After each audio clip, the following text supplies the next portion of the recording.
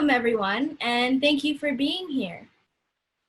In response to the recent killings of Rayshard Brooks, George Floyd, Breonna Taylor, Tony McDade, and Ahmaud Arbery, and the unrest affecting our community and the world, the Engineering Diversity and Inclusion Council of the School of Engineering at Santa Clara University presents to the community a panel series featuring guest STEM leaders titled Walking the Walk Together.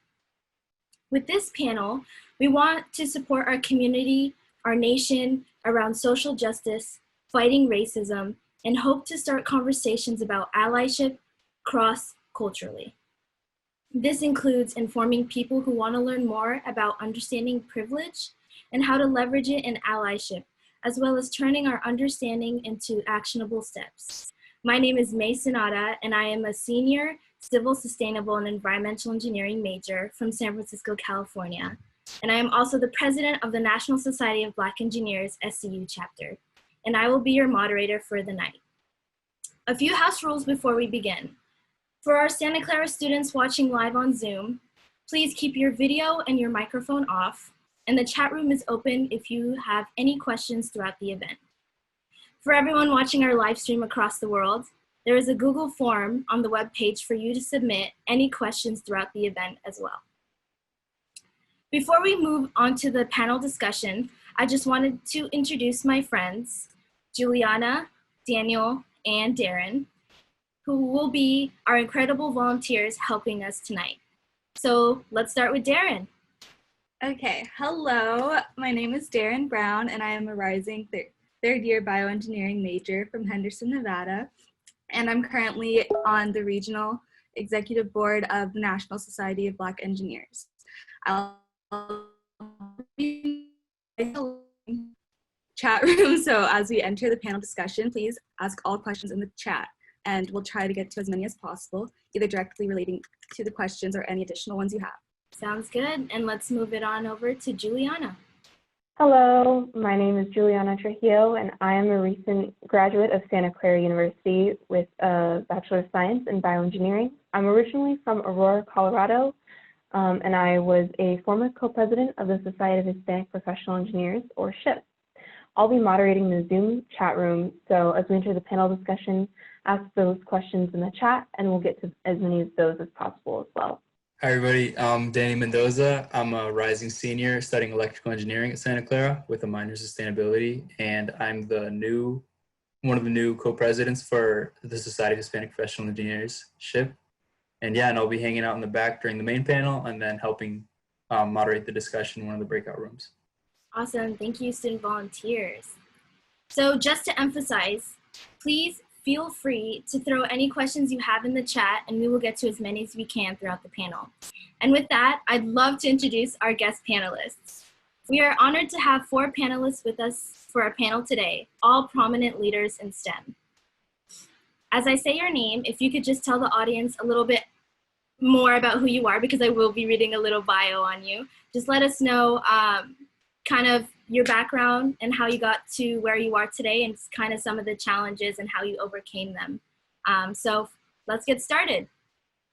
So first we have Dr. Mabry, who is the founder of STEM Media and is a structural engineer, STEM educator, and social entrepreneur. He has over 8 years of research at NASA. Dr. Mabry? Hello, everyone. Thanks for having me. Happy to be here. As she said, Dr. Nehemiah Mabry. I am born and raised in the South, Southern United States, Southeast. Born in Georgia, came up in Alabama, currently live in Raleigh, North Carolina. So, of course, there's a lot of history that goes into the South as it relates to just race relations and things of that nature.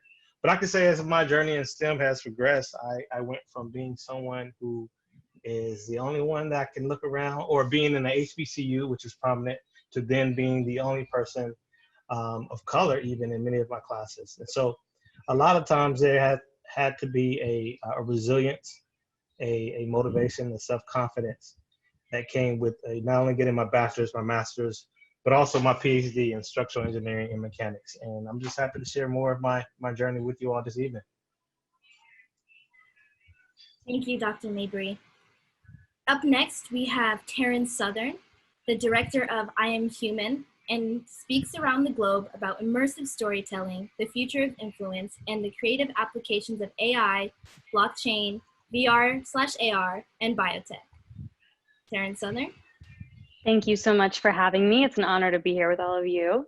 As Mai said, I am a filmmaker, an artist, and a technologist. I have been working in Hollywood for about 13 years now, and pretty much every facet of storytelling. I'm really passionate about telling stories that inspire the future and hopefully younger generations to participate in the future. And I believe that a huge way that we do that is through science and technology. I've always been passionate about science and technology, but I don't think I was, as a kid, I don't think I was encouraged in the ways that I needed in a classroom to feel confident in my own abilities with that kind of education. So I didn't end up pursuing that, but I ended up coming back to it as a storyteller.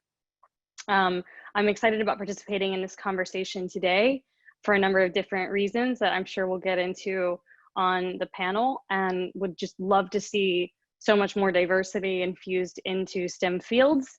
And as a storyteller, I feel a huge responsibility in ensuring that these diverse voices are represented in the films and the TV shows and the projects that we're doing on science and technology leaders. Thank you, Taryn. And up next, we have Dr. Tracy Panera, founder of Inspector Planet, co-founder of Seekers of Science Comics, an environmental engineer and contributor to Science Channel's What on Earth and Mythbusters, The Search, Weather Channel's AMHQ, and Weird Earth. Dr. Fanara. Hi everyone, my name is Dr. Tracy Furnari. I am an environmental engineer and research scientist. My passion was really inspired when I learned about a hazardous waste dump site called Love Canal. And that's when I started to realize the environmental injustices that exist. And that really has been a big driver for me to keep on learning more and get information out to the public so that we're all educated, enhancing scientific literacy. So we are mindful with our actions on a regular basis. And I'm super excited to be here to learn from these amazing people. Thank you, Dr. Fanara. And lastly, but not least, we have Dr. Korie Grayson, who is a biomedical engineer focusing on cancer research and was featured in Forbes. Dr. Hi. Grayson. So my name is Dr. Korie with a K, not a C. I have to clarify from sometimes. So I am a first generation student. My parents were in the military, so I traveled a lot as a kid. So for us, it was either military or college, and I chose college. And from there, I was first exposed to my first Black woman PhD when I went to a HBCU called Norfolk State University.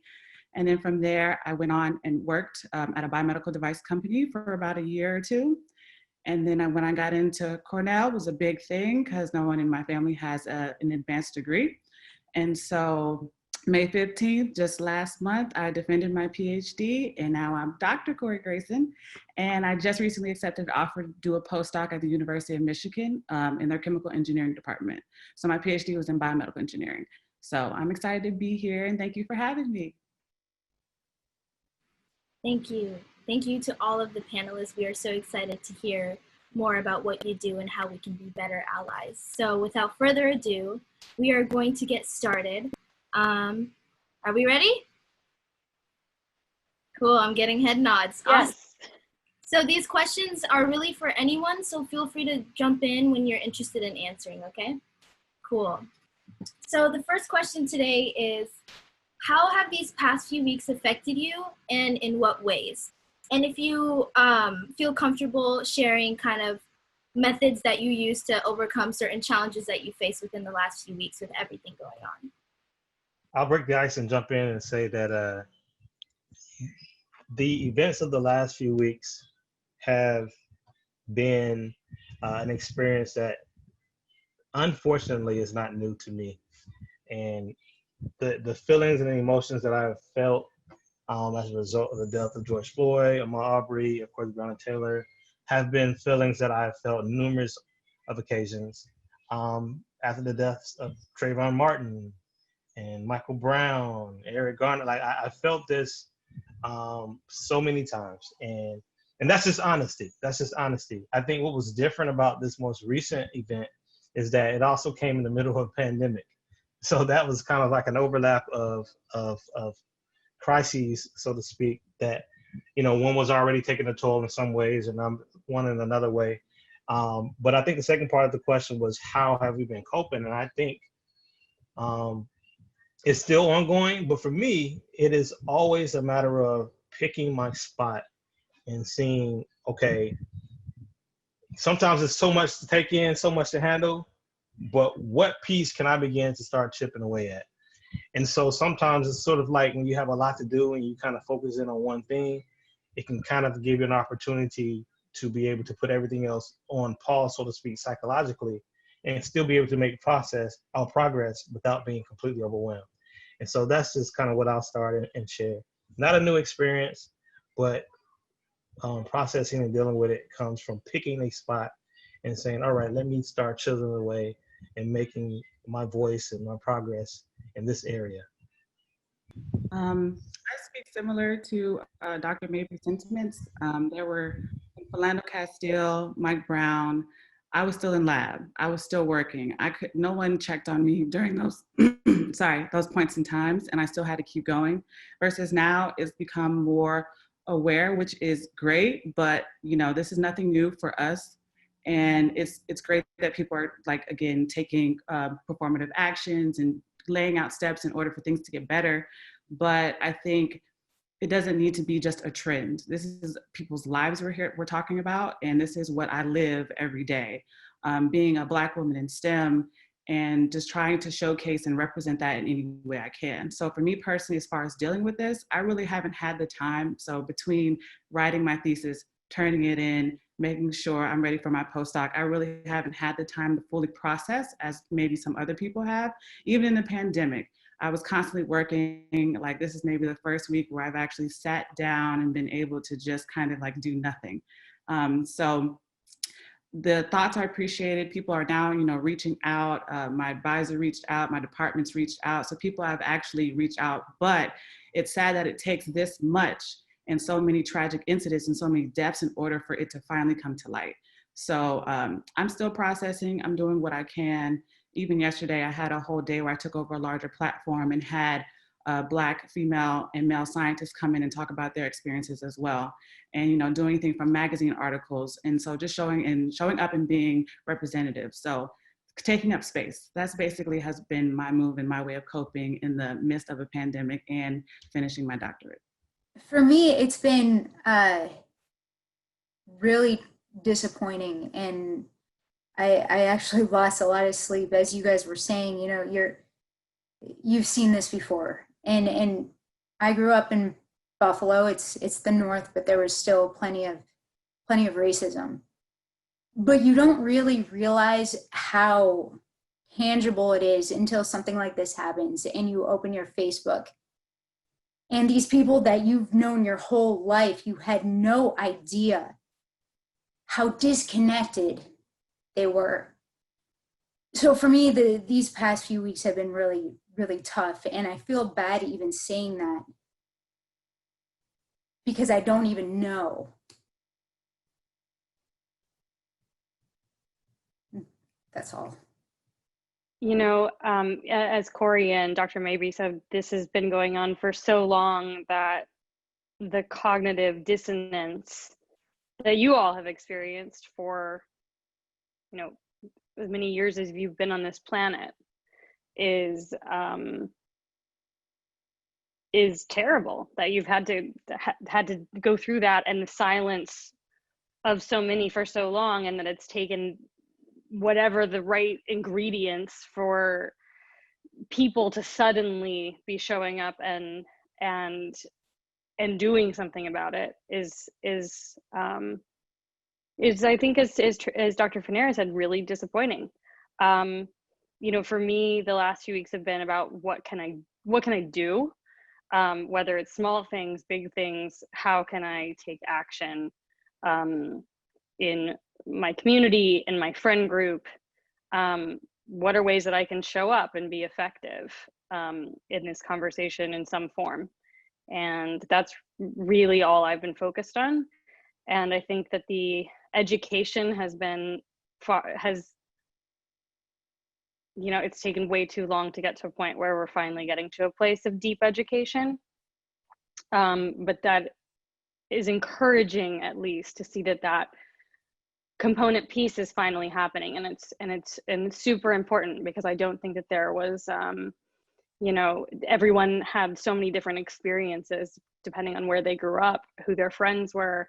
There was no unified voice, and now I think we're finally learning the things that we need to be learning.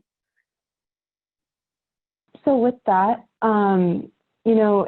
because it is difficult, how do we who have privilege, and how do people who are looking for allies find those? Do you guys have any personal examples of that?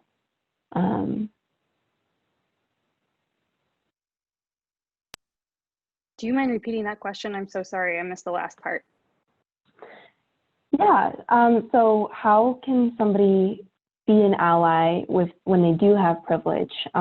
Personal examples, or how do you look for allies if that's something that you may not see directly in your life, or maybe if you see people who you may not know, how do you ask them, or how do you reach out to them?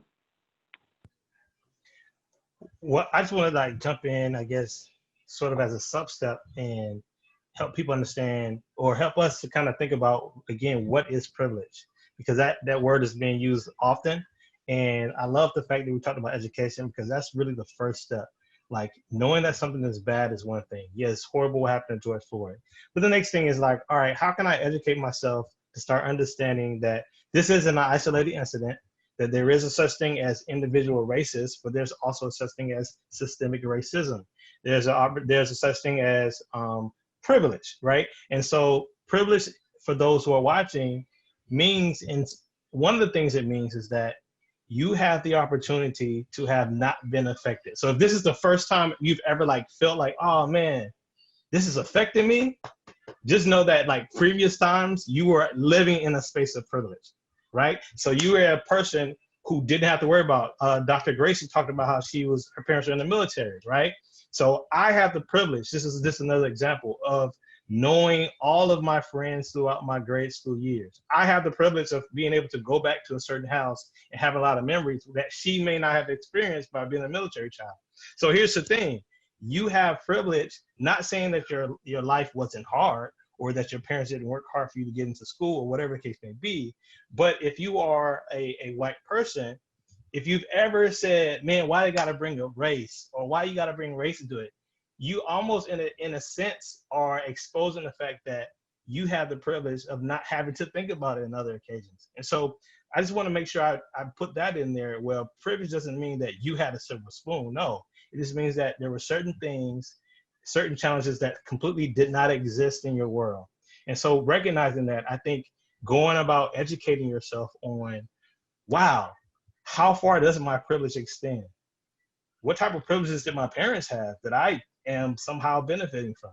What type of privileges that their parents have that my Black friend over here, grandparents didn't have, right? And so you kind of got to make sure you take a deep dive, and don't just think that because I know that this was a bad occasion, I fully understand the scenario. No, it's really deep. And I think that's part of what is kind of being expressed now. It's like, hey, now that you got you all's ear, listen, this thing is way deeper than this isolated incident. And so I just want to make sure I interject that, May. And so I appreciate you for asking that question. But I do think, and not to hog the mic, but I do think you said another part is how do we find allies? And the first thing I look for is someone who is willing to be educated.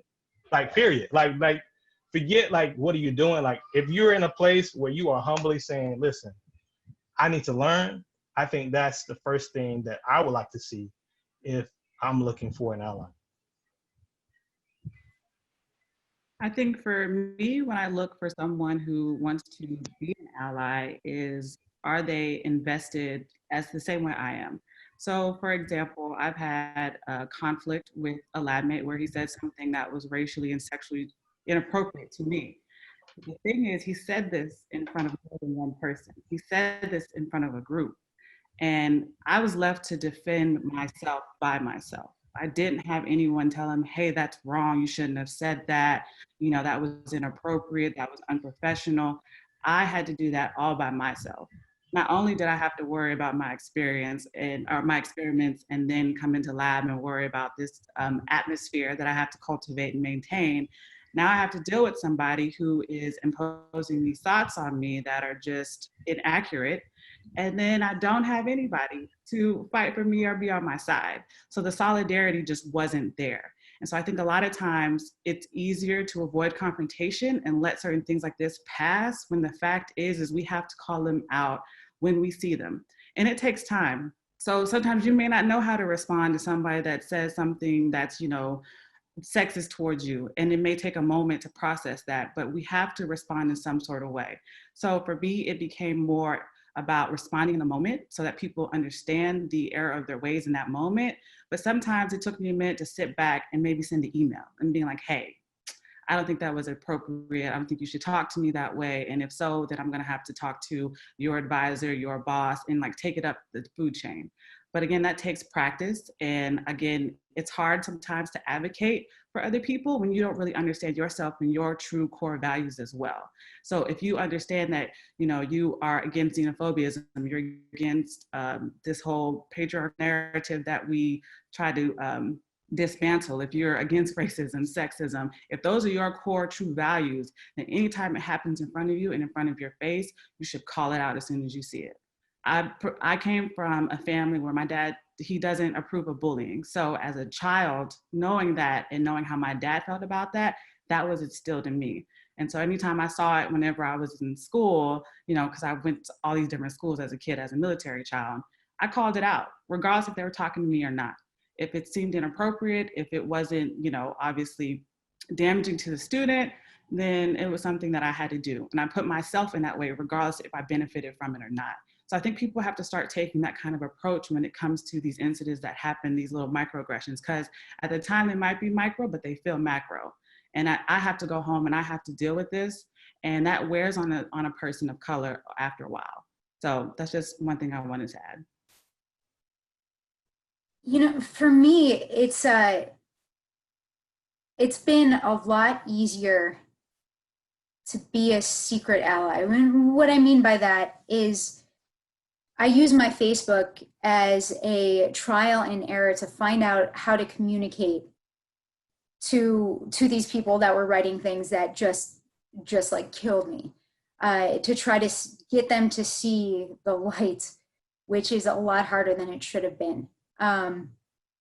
But what I had to do in order to even have a leg to stand on was read up on history, find out, and you know, a lot of these videos that have been being made in the past 3 weeks have been really insightful, and they've helped me help other people understand why there's, and it's not just, it wasn't just me, there were a lot of people that I went to school with, and we went to a primarily white school.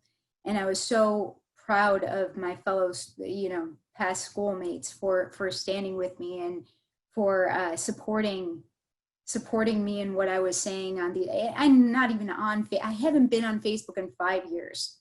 And let me tell you, I hope no one from work is watching, that's all I've been doing.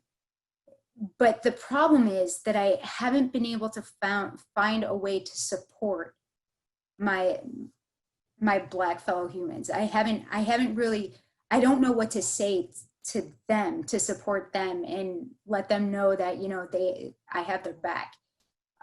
So that's something that I'm hoping to learn from all of you. I'll definitely give one example that actually happened today. That was kind of more of like a secret, or just people aren't always going to be on the front lines yelling, right? So someone sent me a post from a page where they specifically only posted certain kinds of women on their page that were in the tech industry. So they never showed or really had a Black woman on there. and they definitely didn't, highlight anyone from the African diaspora. And so they sent me the page and they sent me the conversation that they had, and they asked me to post it and put them on blast. So I did my research, I looked into the page, I read the conversation, and I was like, let me see who follows them. And I saw who followed them, and I'm like, okay, they follow me, and their pages they have a large following. Let me message them. So when I messaged them, they messaged me back. They said, okay, Korie, we see it. We're gonna unfollow the page and we're gonna report it. And so I told the girl that sent me the page, and I didn't think that they deserved the attention of being called out like that. So the one thing that I could do is find the people that are the influencers that do follow this page or do support this page and tell them like, hey, this is the page that you support, and this is what they're doing to people like me. And I ended up getting the response that I think was well warranted. So I definitely think there are different ways you can go about activism and helping your friends that doesn't always involve like a microphone and you yelling. So those are that's an example. And again, that happened today. We're still in 2020, right? And we're supposed to be making changes. But again, these are just ways that you can just help people. It doesn't always have to be so in your face. You can be more of just like an ally by being partners with people who have influence and then calling them out, and hopefully they'll call their peers out. I mean, fortunately, we now are in a time where everyone has a megaphone, whether it's big or small. And, the ability of social media to enact huge amounts of change and to spread messages and educate is so huge. And so, I think I've been looking a lot at the last few weeks at who are the various allies that are standing up and being leaders and showing us, like, also, through their education and through their conversations and being loud, or as loud as they can be. And it's just, for me, it's just this big community of people trying to learn. And then from there, figuring out within your little space that you occupy, what can you do? Can you change your hiring practices? As a storyteller, can I commit to having at least 50% representation in my films? Like, can I actually make these commitments and stick to them, even if it's harder for me? And you have to make those choices now. I don't think we can go back and not. And anything less than that, I would see that as someone who's not really standing up in their allyship. So I just wanted to connect 2 points that I heard while our panelists were answering the questions. And Dr. Mabry talked about how we need to break down the societal definition of privilege, and that each person has their own form of privilege. And so whether it be as allies or anyone else, we need to identify those privileges that we hold, whether it be like he said, privilege of knowing someone or so-and-so, but finding a way to utilize it to be an ally. And then connecting that to Dr. Grayson's note about, you got to call things out as they occur, whether or not it's towards you or towards someone next to you or towards a general population. Identify your privilege, whatever type it could be, and use that to speak up for those, whether they have a voice or do not have a voice. So that way we are all kind of on that same level of education that Taryn was talking about. Okay, going off of that, what is the number of ways that we can make a substantial difference personally and as a community?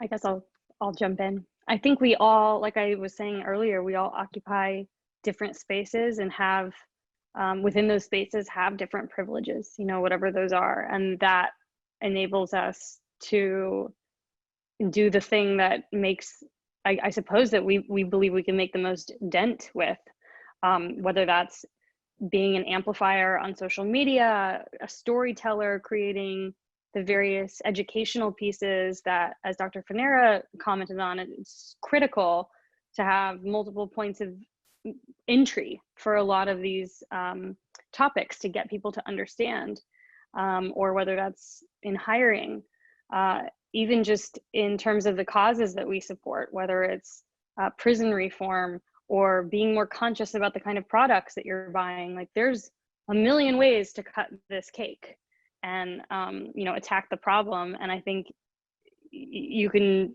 try to do as many as you can, but I also think within our individual spaces, you know, wherever you can have the most impact is certainly where you should put your efforts. I'll go next.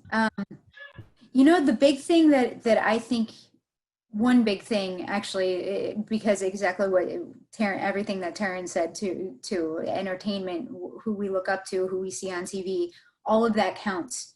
But also education. I think that the most motivating or shocking thing that I saw was the difference in school systems and how public school is funded by property taxes, and how that results in just such inequalities with books and computers, everything that's available at these schools. Something needs to change there. Something needs to change at the base so that everybody has the same opportunities, because that's not what it is right now, the way things are.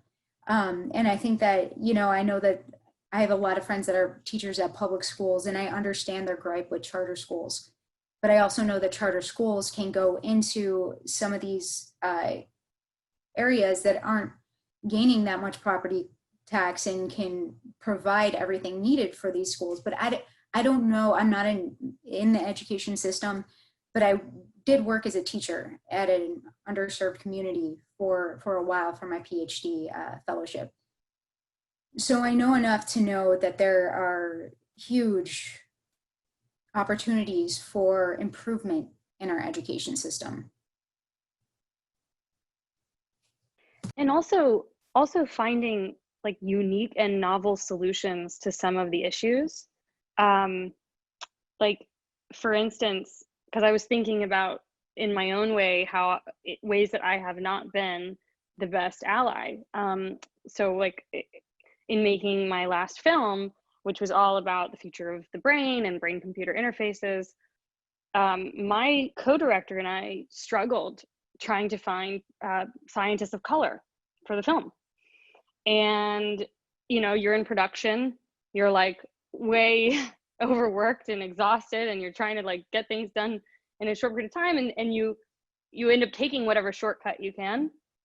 And it was really, really challenging. And I think that we were underrepresented in the film. We did have people of color, but there were way more white men. And that's a huge issue. So I started thinking, well, this isn't just a problem that I faced with my film. I know that this is an issue for a number of storytellers in the space. And I have another girlfriend who books speakers for these big consumer tech conferences. And she has always fought very hard for equal representation on those stages. And her biggest problem has actually been finding these people. So it's like, all right, well, what can we do to help? Could we start a website that's like chronicling people in the STEM space that are of color? Or, you know, in her space, it's consumer technology, but like, are there ways to amplify the profiles so that we don't run into these issues again? And it also doesn't allow anyone to come up with excuses for why we're not seeing that kind of representation on the big screen. So I think that there's also that part of it, which is like there's a problem, but sometimes it's hard to know exactly how to tackle it unless you've been like working in the space. And so then let's figure out how to actually do something about it. Well, I heard some today, and let me say this. I don't know the makeup or the percentages of those watching this. I know we have people from NSB, from SHIP. We have people who just want to learn more. Here's the thing, like, as an ally, right? I think Dr. Korie Grayson said, make sure you speak up and call things out. And I agree with that 100%. And what I heard today was speak up, but not over as an ally, right? So here's this thing, like sometimes when you feel passionate about something and you certainly become, let's say, converted to help out a cause, sometimes the belief is, let me go and get a leadership position, let me get the megaphone, let me stand with the mic. But that's not what you're supposed to do. And if you are an ally, you're not necessarily coming over to be the lead singer. And so one of the things that can happen is you identify, where is this work already taking place? Where are people who are already engaged in, let's just say, people of color in STEM? And how can I come in and literally help boost and bolster their efforts? Because they've already been doing it. And I think a mistake sometimes that is made is, oh, we're gonna go and create this thing, and then those who've been doing it for a long time are expected to like then come and join the thing, which is, believe it or not, the exact same structure that caused the problem. And you can't necessarily cause, and not saying that these people are wrong or the intentions are wrong. I know it's pure in a lot of cases, right? But you got to understand that there's a difference between speaking up and speaking over. And so if you are desiring to be an ally, I think, let's take hiring, for instance. I think Taryn said a wonderful thing. And I just love the fact that you're in media, because that's what we do in STEM media. You know, I've never had an issue of finding people of color. And that just kind of highlights the fact that there's a completely disconnect, right? And that it happens all the time in corporate America, in every single boardroom and every single hiring decision. People naturally are familiar and they go to what is more convenient for them. However, if it was a desire to, let's say, hire more people in color, I think, I like the idea you said, Taryn. I think to take it a step further would be to, where are these websites that already exist, and how can we connect those websites and partner and bring in even some equitable relationships there, so that we can ultimately bolster and help support that effort, and we can be intentional, because intentionality is key. And that's what I heard in what you were saying. And I think that is a key that is summed up in the whole idea of speak up, but not over. I mean, I definitely agree with your sentiments, Dr. Mabry. Matter of fact, we're in the same type of STEM influencer advocate field. And so, same for me, it's not hard for me to find other female scientists. In fact, they reach out to me from female to Black female to Hispanic. And so finding that diversity, showcasing that, is something I try to do every time I'm on my platform. And so go to universities and you see them not recruiting, not trying, it's because they don't go to NSBE, it's because they don't go to SWE, it's because they don't go to SAC or Shippey. They don't care to. And so it's students like me who try to advocate, like, why don't we have a booth here? We should have a booth at NSBE. You should be wanting to recruit Black engineers. If you've ever been to a NSBE convention, it's one of the most beautiful sights to see. It really, really is. I think you see all of these beautiful Black bodies dressed up, and it doesn't even matter if they're dressed up, but you see them at the counters talking to Google. You see them at the counters talking to Johnson & Johnson, getting internships and getting, these jobs. I personally never been to SACTIS and Shippey, but I can just imagine seeing all those beautiful brown people as well. Versus when you go to other conferences where it may be a little bit more predominantly white, like I've been, like maybe BMES, every time I see a Black person, I'm like, hey, my name's Korie. Make sure you remember me, stay in contact with me. I go the extra mile to make sure that they are seen and that they are identified. And so I feel like some universities, institutions, jobs, corporations don't really take the time to actually do the work to really increase the diversity and find the candidates at these different conferences and to these different places. And so I know you did, Taryn, you said you did a documentary on neuroscience, or brain. I know a few Black neuroscience people just came to mind when you said that. And so I think it's just finding these sources and these people that are already kind of tapped in. Again, I know between my network and Dr. Mabry's network, we know so many Black scientists at this point. It's been a great change since a couple of years ago when we really didn't even find any of us. And so me and Dr. Mabry, we chat all the time on IG, so we just have these conversations, but we just, between like Justin and his work and Terrell, and then all Black Girls Code, like we all have a huge that we're tapped into, but no one's into us. And so we're trying to do what we can to showcase us, but now people are finally listening. Now people are following the accounts. Now people are highlighting us, but we've been doing this since day one and since we had this influence and then had this power. So I think it's about surrounding yourself with who you really want to see in these places. If you're surrounded mostly by white men or white women, that's who you're gonna go to and that's who you're gonna, recognize. But if you make an active effort in identifying, friends and people outside of that, then I feel like finding diversity and doing inclusion work would be much, much easier. Yeah. And just to add on again, like you have to make an active effort, because it goes back to the thing of again, a privilege, from a standpoint of, why should I have to try this hard to da da da da da? Well, you gotta understand that for the minority, regardless of what it is, the minorities are literally permanently in this world where they have to like adapt, right? And so the effort to you to have to adapt whoever it is, right, as an ally, to then bring in more of this, just know that it's fractional compared to the life that those who are the minority live, whether it's the grocery store, the post office. I mean, literally, it's an entire, again, system in which, and we can debate different aspects of it as well, but the fact of the matter is that you have to be willing to do that extra work, and knowing that that is a small price to pay for the greater good and the unity that we ultimately want to achieve, considering that it has been disproportionately borne by a minority in so many areas of society that, as a result of privilege, many are unaware about. Yeah. So. I just wanted to say real quick, also, on top of everything that you guys said, just for me, I had the same kind of, I didn't have that many Black scientist friends. So I thought that was a huge problem, because not only for representation and equality, but it's been proven in research that efficiency, innovation is sparked with more diversity.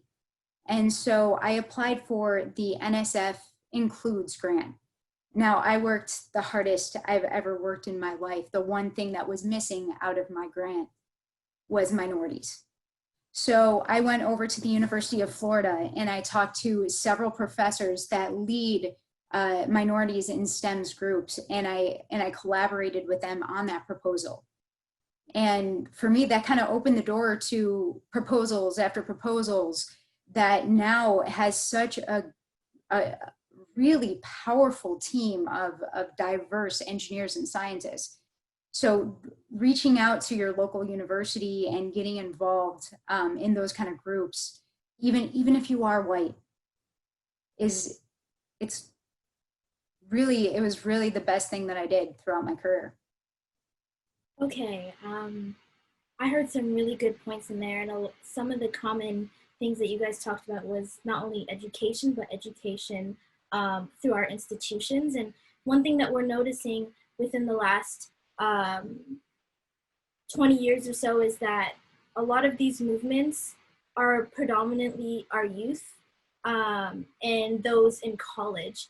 And so I wanted to bring our attention to kind of stepping up within our institutions of higher education. So to the panelists, what did your college or university do well to nurture its students into becoming allies? Or what should these institutions or institutions in general around the United States do to kind of step it up? I'll start. I've said this on Twitter a lot of times about Cornell University. Just recently when George Floyd killing happened, they were to me, at least one of the first universities to actually respond in a genuine, heartfelt way of expressing dismay and also allyship with the Black community at Cornell University. And then they followed up that letter with actual steps of how they were going to talk and work with Ithaca Police, Cornell Police, that they were going to talk to community leaders, that they were also just going to actually implement this into the curriculum in different ways. And so this wasn't the first time that they responded like this, but I feel this time it was taken a little bit more seriously just because of the climate and awareness that is happening. And so then they recently also released a statement where they're actually going to recognize Juneteenth. And Juneteenth is like our official Emancipation Day for African-American people. And so having institutions that actually take these steps, these actionable steps, and will make these public announcements definitely help. But even on a more kind of micro level, Cornell has always made intentional efforts in order as far as increasing diversity, especially within the engineering department. We actually have a diversity programs in engineering at Cornell that's dedicated to maintaining and increasing the diversity at the campus. And so when I came in, you know, from fellowships to actual emotional support, that's what I got from that office. And then again, to who much is given, much is, you know, required. So I had to pass that down with interacting with the undergrads, from being an LSTAMP grad coordinator, from being in the office and interacting with them, reading their essays, doing things that I can. And so having offices that will pull you in and have that interaction on all different levels, from administration to undergrads, it helps more with cultivating this community that is just made for diversion and inclusion. Even in engineering, it's not always the most, or at least I would say biomedical engineering is a pretty diverse field. It attracts men, women from all over the world, as well as, you know, different creeds and races. It's definitely one of the most diverse engineering disciplines that I've seen. But even in that aspect, you know, for my class, my cohort, I'm proud to say I wasn't the only female. I wasn't the only Black female. Half of our class was females. And then there was 3 of us in our class at the same time. But they intentionally did the effort in order to make us want to come there. You know, they made us feel like it wasn't going to be an atmosphere where we would feel isolated or marginalized. And so I feel like they've done a real good job. Now, they're not perfect, of course. Every institution has flaws, and there's definitely different institutional things that need to change wherever you go, but they actually make intentional efforts not only within and on campus, but also in with the local community. So I think they're just a good university that kind of represents what actual allyship, advocacy, and intentional diversity and inclusion look like. I know some people have institutions that haven't said one word about anything that's happened. And I feel like if that's the case, you should really reconsider about why you go there. What is it that brought you to that university if they won't even have your back on that end? I mean, I mind you, if you're in a PhD program, it's a little bit harder, and I totally understand that. But, you know, sometimes you really have to like advocate for yourself. And when I posted my letters, people were like, well, my school never did that. I'm gonna send an email. And then they finally got responses. And so it's just having like these little steps and these people from these institutions where there are great examples of diversity and inclusion, I think really kind of adds to that and kind of moves it forward. Again, it takes time, because when you have these institutions that are, you know, privately funded, you know, it's a lot to change. But again, New York, Cornell, Ithaca, it's a little bit more of a liberal place, so things can happen quicker. But it's how do we figure out how to trickle that down to institutions that are more slow to change? I'll take the opportunity to talk about the great University of Florida. Got all 3 degrees there. I am a triple Gator, and I'm very proud to say that I'm a Florida Gator. The way that they, let me back up a second. I came from Hobart, near Ithaca in Cornell. I wanted to play lacrosse at Cornell, and the coach left, and I was petrified because of I heard that it was academically competitive.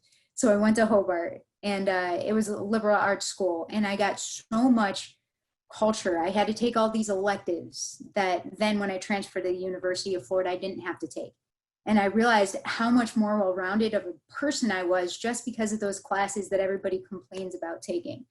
But I will say the University of Florida made a statement immediately.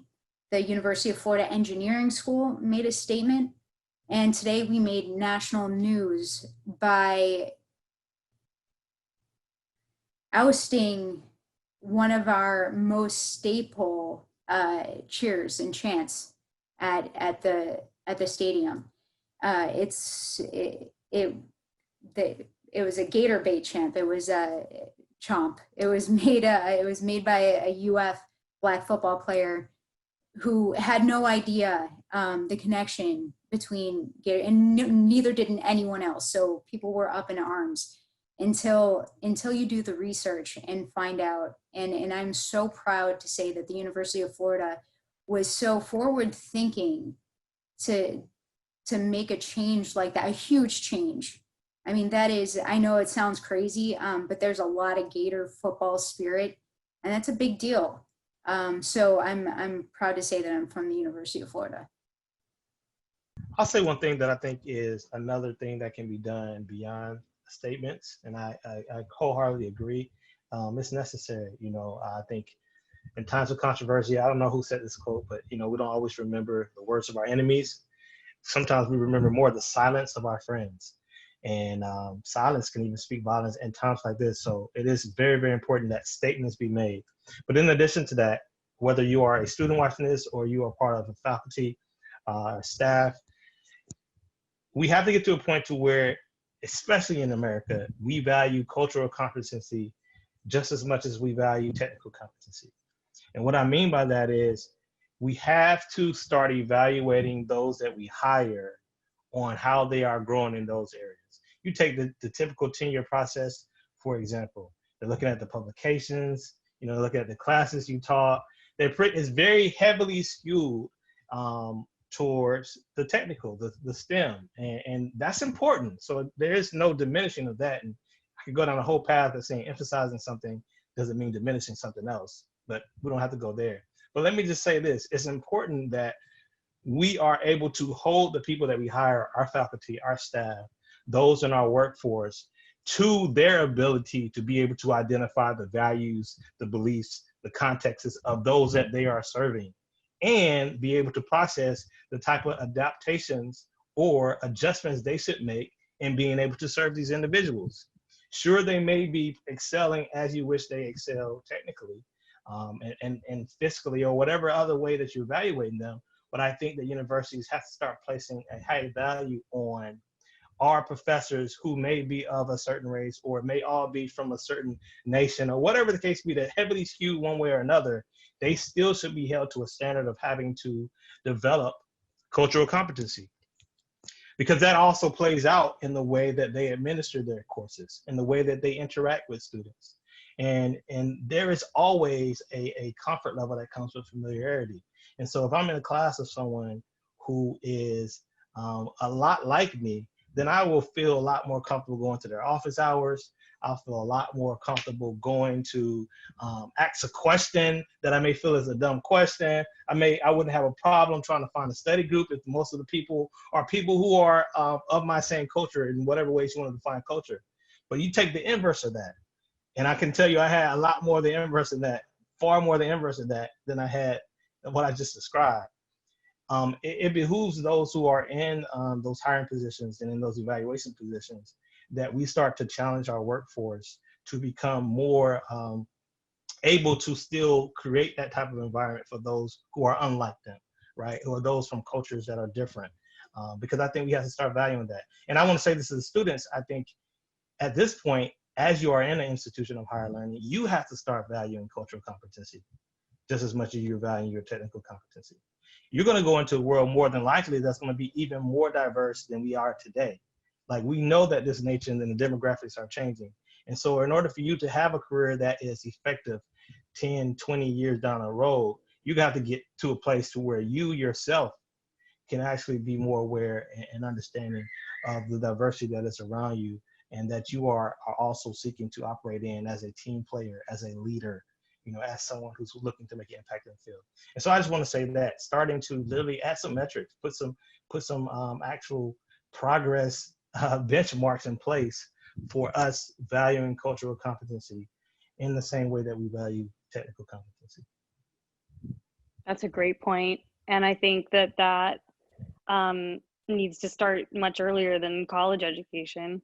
I was fortunate. I was trying to think back on my university experience, and it sounds ridiculous. I almost feel unqualified to answer the question because it's been so long and I'm not an active alumnus in my, I went to University of Miami in Florida. And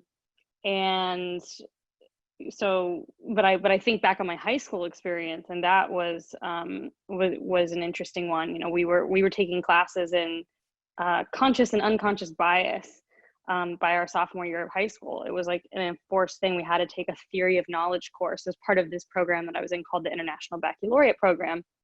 And it was the only one in the state of Kansas, and we were 30% white. So, in terms of like relating to other high schools, we were much more diverse than other high schools in Kansas.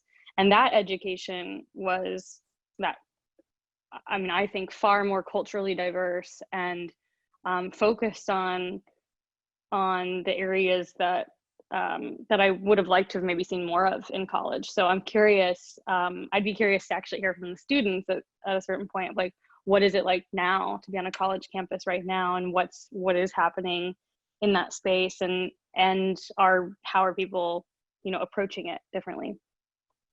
Thank you, panelists.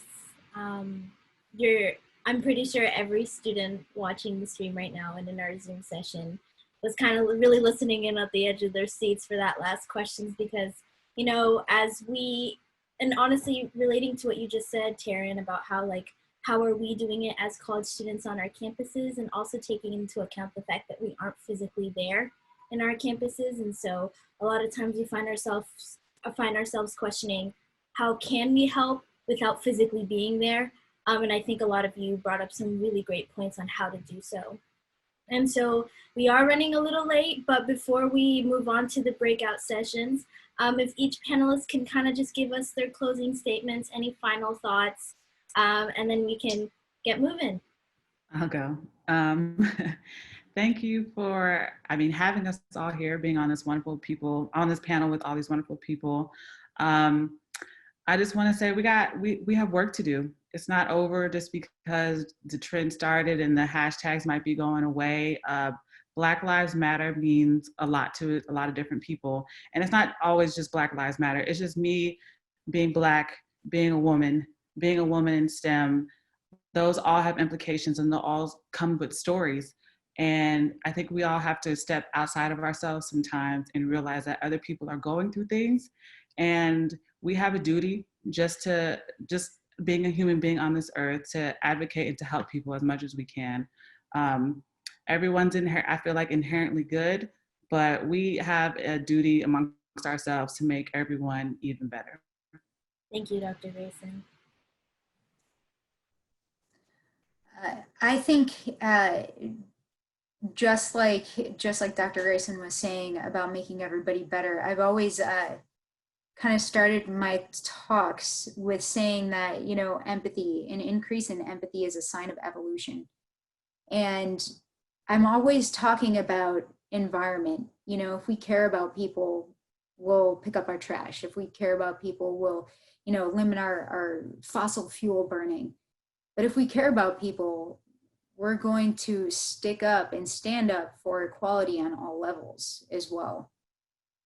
I just want to say thank you for having this conversation. You know, it's hard to even find the words to sum it up when you're still developing the vocabulary. And I just appreciate being here. It's a learning experience every single time. You know, even as Dr. Mabry so graciously pointed out tonight, some of the things that even I vocally expressed, I think there were some things that he so correctly identified as being potentially problematic. And that is why we have to have these conversations, and why they're so necessary. So I appreciate that you all are doing this, and I am excited to hear what the students are planning, you know, as they venture out into the future, and you guys are the future. And so hearing from you would be exciting for me. Well, I appreciate being here. Thank you for all that. I echo everything that was said. I think don't underestimate, I would just say, the power of your voice.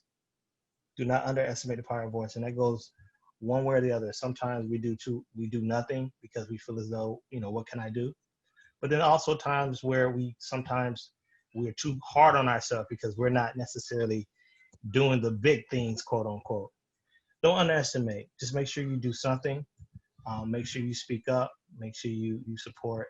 And make sure you educate yourself, as this is a journey, you know, for all of us in various capacities. And so I'll just say that. Thank you, panelists, for making the time today from daily schedules to join us from across the country, for sharing your stories and helping us further the conversation on such important issues like racism, social justice, and much more. Thank you, everyone from SCU and across the world for tuning in. This event has been recorded and will be posted up soon on our website. Thank you to all the incredible volunteers today, staff, faculty, students, thank you. Reminder to all the SCU students to join us on this same Zoom at 7 p.m. we are running a little late, so we are going to take a 5-minute break. But after the 5-minute break, we are going to have a special talk after walk event with our panelists. But before we go to our break, please mark your calendars and join us again on Thursday, July 9th at 6 p.m.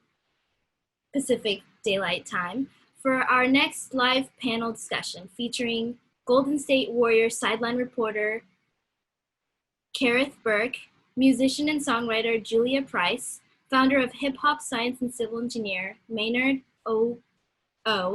Lifestyle content creator and mental health advocate Sidel Curry Lee, and join us again at July 9th. In a general sense, there's a long history of oppression, racism, brutality, and white supremacy in this nation and in the world. However, there are steps we can all take moving forward to turn our words and thoughts into actions, to rid our society of these practices. May we all leave here today with more tools to turn our thoughts, our words into meaningful action, to build up our community. I leave you with some quotes from the great Dr. Martin Luther King. Injustice anywhere is a threat to justice everywhere. Darkness cannot drive out darkness. Only light can do that. Hate cannot drive out hate. Only love can do that. In the end, we will remember not the words of our enemies, but the silence of our friends, as one of the panelists mentioned earlier today in the discussion. With that being said, we are going to have a 5-minute break.